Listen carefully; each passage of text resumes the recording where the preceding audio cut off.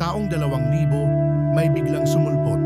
John Titor, galing sa 2036, dala ang babala, isang hinaharap na binago ng digmaan.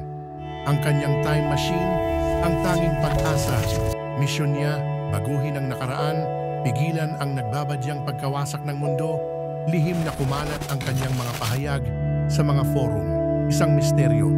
Nagbunyag siya ng mga pag-atake sa gobyerno, mga pangyayaring hindi pa naririnig, mga digmaan, sakit at pagbagsak ng lipunan hula mula 2036. Binanggit din niya ang mga makabagong makina hindi pa umiiral sa panahon niya.